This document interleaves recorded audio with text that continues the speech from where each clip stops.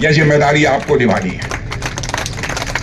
लाभार्थियों का जहां तक सवाल है, मैं दावे के साथ कह सकता हूं आजाद भारत के इतिहास में इस सरकार के द्वारा इतने लाभार्थी कभी नहीं रहे होंगे जितने लाभार्थी इस समय।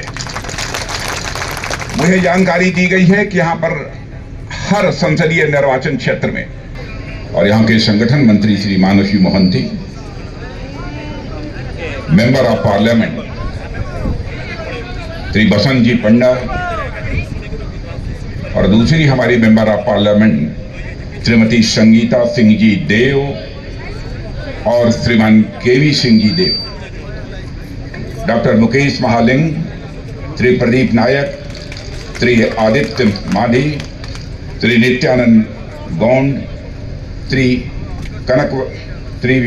परशुराम माझी, श्री बलभद्र माही, श्री माही लिखा, श्री अर्का केसरी देव, श्री हिमांशु मेहर, श्री पूर्णिमा केरकेता, श्री रमेश साहू,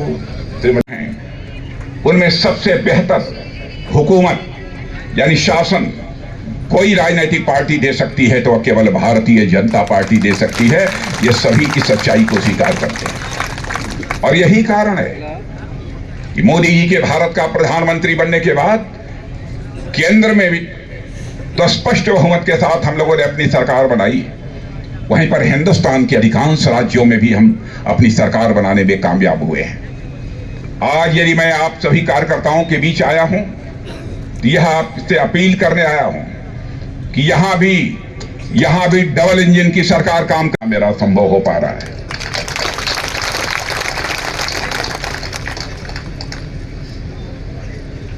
और इस उड़ीसा के साथ मेरा एक भावनात्मक लगाव है।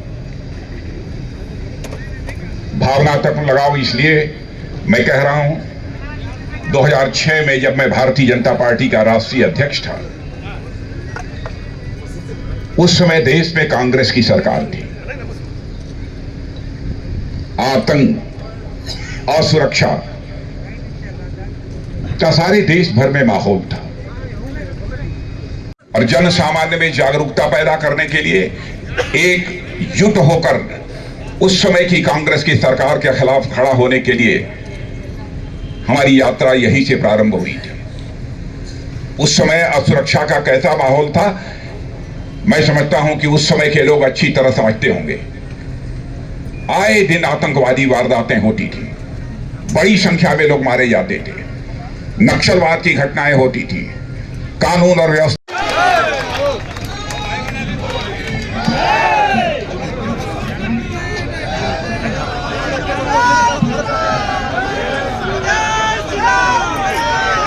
बोलिए भारत माता की, भारत माता की। बहुत बहुत धन्यवाद।